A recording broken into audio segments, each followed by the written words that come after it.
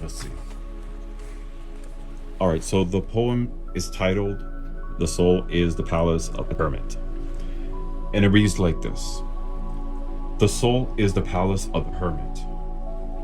Steps on fiery snow, arguments with the cold air, scrying the reflection of the moon on the frozen flame of his lamp. I want to go beyond the lamp, beyond my sight. I don't need refuge. Any corner of my mind is a sanctuary. Any introspection of my soul is an asylum. Any emotion that grows as a tree is a shelter, because I'm alive, in self-discovery, in ever contemplation, in an uncharted land ravaged by previous steps. I'm too deep in contemplation, disconnected. I want to retire and dive into my subconscious.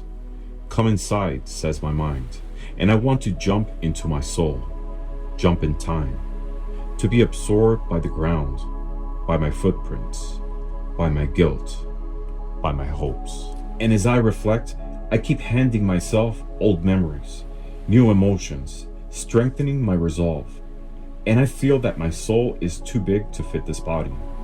I need to juggle my emotions, ruminate on my resolve, and in an eternal loop, coil every universe, bend time, arc my emotions to a horizon of unknown truths, looking always to tomorrow, to discover myself all over again.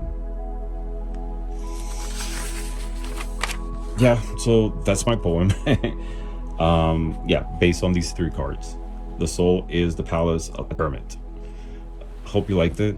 If you like this challenge, it'll be cool if we had a tag for it. So I'm gonna make up one.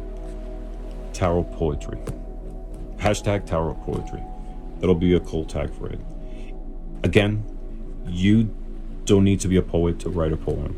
It's just inspiration from the soul. It's a matter of just organizing your thoughts, your ideas, and let your emotions flow. Yeah. So, hope you liked it. Thanks for watching. And as always, blessings to all.